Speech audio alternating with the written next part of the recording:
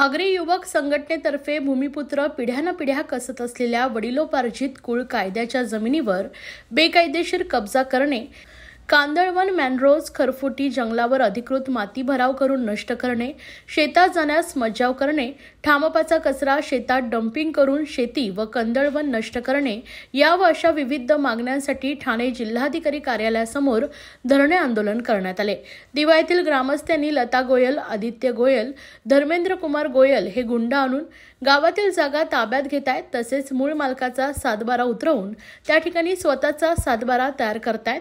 तसेच लता गोयल, आदित्य गोयल, प्रवीण पाटील, कुणाल म्हात्रे, संदीप भोईर यांनी पालिका अधिकारी यांच्याशी संगनमत करून गणेश पाटील यांचे राहते घर जमीनदोस्त केला असल्याचा आरोप गणेश पाटील व गोविंद भगत यांनी पत्रकारांशी बोलताना केला आहे। विशेष मागण्या असे का या हुसन मुल्लाचं ज्या ठिकाणी सावकारी लागलंय त्या सावकारीच्या अगोदरपासून आमची तिथे भूमिपुत्रांची कुल आहेत। 1957 साली कुल कायदा आला आणि कुल कायद्याचा जनक आमचा वंशज, आमचा वारसदार नारायण नागो पाटील हे होते। त्यांनी तिथे आंदोलन केलं आणि कुल कायदा 1 एप्रिल 1957 ला भारतभर लागू झालेला आहे। कुलांचे हक्क तिथे साबित करण्यात आले आणि सावकार बरखास्त झालेले असताना हा हुसन मुल्ला सावकार राहिला कसा? त्यानंतर 30 मार्च 1957 ला ही संपूर्ण जागा 500-600 एकर जागा दिवा साभ्यामधली कलेक्टरने, त्यावेळेच्या कलेक्टरने सॉइल डिपार्टमेंटकडे वर्ग केलेली। मग सॉइल डिपार्टमेंटची वर्ग केलेली जागा ही हुसन मुल्लाच्या नावावर झाली कशी? सॉइल डिपार्टमेंट याच्यात कोणत्या प्रकारची भूमिका घेत नाही। जिल्हाधिकाऱ्यांनी पुन्हा ही जमीन हुसन मुल्लाच्या नावावर केली, परंतु आमचे कुल हटवण्याचा अधिकार कोणालाही नाही। कुल तिथले भूमिपुत्र आहेत आणि हे जे कुत्रे आलेले आहेत, गोयल कुत्रा म्हणा तो हुसन मुल्ला म्हणा, यांचा कोणताही तिथे अधिकार नसताना आमच्या कुल नष्ट केलेली जात आहेत। आणि आज ह्या ठिकाणचं स्थानिक प्रशासन, या महाराष्ट्र राज्याचं सरकार, त्याच्यातले काही मंत्री त्या जागेमध्ये हस्तक्षेप करून आम्हाला नष्ट करण्याचा प्रयत्न करत आहेत। आमच्या भूमिपुत्राचं घर तिथे बांधण्यात आलेलं आहे। आमच्या भूमिपुत्राचं मालमत्ता कर भरलेलं घर तोडण्यात आलं तर एकाला घरात जाऊ देत नाहीत। तिथे असलेला तलाव, गणपती विसर्जन घाट, दुर्गा विसर्जन घाट, छठपूजा घाट हे सर्व घाट बंद केलेले आहेत। तिथले हनुमान मंदिर आणि गणेश मंदिर हे ह्या लोकांनी बंद केलेले आहेत। बरं, ही दादागिरी काय? आणि ह्या ठिकाणचं तहसीलदार तो स्वतः 9 तारखेला तिथे येतोय पाहणी करण्यासाठी, हे गुंड त्यांनाही जाऊ देत नाहीत। मग हा तहसीलदार काय कामाचा? याच्याकडे अधिकार आहेत। यांनी तिथे आम्ही सांगितलं पोलीस स्टेशनला जाऊन यांची कंप्लेंट करा, तुम्हालाही आतमध्ये जाऊ देत नाही। तुमची काय मागणी काय? मागणी आमची स्पष्ट आहे की आमचे कुलांचे हक्क आम्हाला द्यावेत।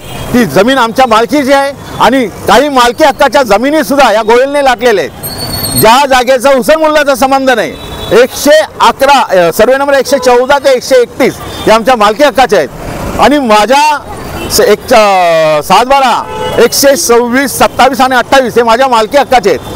त्या मालकी हक्काची दलाली करण्यासाठी या गोयलने 2.5 एकर जागा आमचे नगरसेवक दिव्याचे शैलेश मनोहर पाटील याला 2.5 एकर जागा समझोता करण्यासाठी दिलेली आहे। ते आमच्याकडे पेपर आलेत। बरं, हे काय, हा प्रकार काय आहे? गोयलने अशा बऱ्याच ठिकाणी मध्यस्थी केल्यात। गणेश पाटीलचा कुल आहे त्या ठिकाणी दुसरा कुल चढवलेला आहे। गोविंद भगतचे कुल आहे त्या ठिकाणी दुसरा एक आहे, बिर्लरला दिलेत त्या ठिकाणी चाली वगैरे बांधून झाल्यात। पालिकेकडे आम्ही तक्रार केली का हे अनाधिकृत बांधकाम आमच्या ह्याच्यात चाललंय। मग त्यांनी गद्दे नावाचा तिथे सहाय्यक उपायुक्त होता, ह्या लोकांनी मला सातबारा मागतात। अरे म्हटलं, अनाधिकृत बांधकाम आहे, तुम्हाला सातबाराशी काय देणे की नाही? तुम्ही ते उद्ध्वस्त करा। मग जर का आमच्या गणेश पाटलांचा अनाधिकृत बांध समजून त्याचं अनाधिकृत बांधकाम आहे म्हणून तोडलं, मग ज्या कुणाल म्हात्रे त्याचं अनाधिकृत घर चालू आहे पडल्या गावामध्ये, ते का तोडत नाही तुम्ही? या प्रवीण पाटीलची मिसेस उर्मिला पाटील ही इथे प्रांत अधिकारी आहे, उपविभाग अधिकारी आहे, दंडाधिकारी आहे। मग ती तिच्या नवऱ्यासाठी काम करते काय इथे? जिल्हाधिकारी झोपलेत काय? जिल्हाधिकाऱ्यांनी याची दक्षता घ्यावी शिंगारे साहेबांनी आणि यांच्यावर कारवाई करावी, यांना सर्वांना आतमध्ये टाकावं। 6 ऑगस्ट रोजी माझं घर अनाधिकृत आहे म्हणून त्याच्यावरती कारवाई केली। एक साईडला कारवाई चालू असताना दुसरीकडे बिल्डरची माणसं त्याच जमिनीला पत्र्याचं कुंपण टाकून बेकायदेशीरपणे ती जमीन ताब्यात घेण्याचं काम करत होते आणि तिथे पोलीस प्रशासन, महसूल विभाग, कांदळवन आणि कॉर्पोरेशन हे सर्व अधिकारी आणि कर्मचारी तिथे असताना त्यांच्या देखरेखीत माझी जमीन जी माझ्या मालकीची आहे, माझ्या सातबाऱ्याची आहे, जिथं मी टॅक्स, लाईट बिल, पाणी बिल सर्व भरतो आहे, माझा मंदिर आहे, तिथे माझी जी काही घरं होती ती उद्ध्वस्त करण्यात आली, जो हॉल होते ते उद्ध्वस्त करण्यात आले आणि बेकायदेशीर पद्धतीने त्याला ताबा देण्यात आला. म्हणजे आज या अधिकारीच गुंडांची कामं करायला लागल्यात का?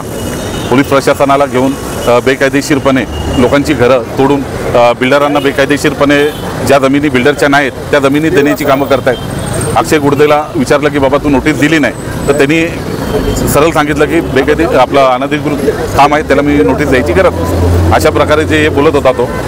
पण तिथे अनेक हजारो बेकायदेशीर कामं आहेत आणि मुंब्रा दिवा जर तुम्ही बघितला तर 95% हा अनलिगल बांधकामांचा गाव आहे. आणि ह्या सर्व गोष्टी सोडून 10 माळ्याचे 12 माळ्याचे टावर सोडून याला माझा एक शेतघरच दिसला का, जो मी शेतामध्ये बांधलेला होता.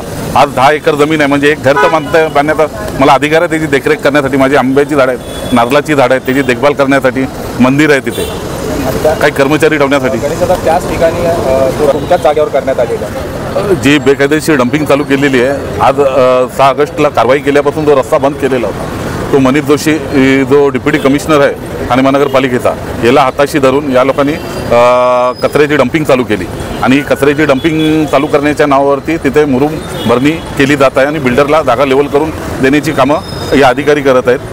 जो मुंब्रा पोलीस स्टेशनचा सिनियर आहे त्याला जर कंप्लेंट करायला गेलो तर तो कंप्लेंट न घेताना जे कंप्लेंटर आहे त्यांना धमकवण्याची कामं करतो. आणि जे काय बेकायदेशीर कामं आहेत याच्यामध्ये जेवढा बिल्डर सहभागी आहे तेवढाच तिथलं प्रशासन पण सहभागी आहे, राजकीय लोक पण त्याच्यामध्ये आहेत. आणि आज एवढ्या मोठ्या प्रमाणामध्ये जो काय बेकायदेशीर कामं चालू आहेत ज्यात अधिकारी आहेत त्याच्यामध्ये कुठेतरी श्रीकांत शिंदे हा त्या बिल्डरांचा पार्टनर असल्यामुळे कोणत्याही कायदेशीर आणि अधिकारी त्याच्यामध्ये शेतकऱ्यांना आणि तिथले जमीन मालक आहेत त्यांना सहकार्य करत नाही. आणि माझी 10 एकर जमीन असून त्याला 150 ते 200 एकरमध्ये जो काय प्रोजेक्ट टाकायचा आहे त्या प्रोजेक्टमुळे ही लोक बेकायदेशीर कामं करत आहेत. आणि जो मुक्ता बिल्डर आहे त्याची मिसेस उर्मिला प्रवीण पाटील ही ठाणे जिल्हाधिकारी कार्यालयामध्ये उपजिल्हाधिकारी प्रांत अधिकारी म्हणून कार्यरत आहेत. आणि अशा जर बिल्डरची बायकोच जर प्रांत अधिकारी असेल तर शेतकऱ्यांना न्याय भेटेल कुठून?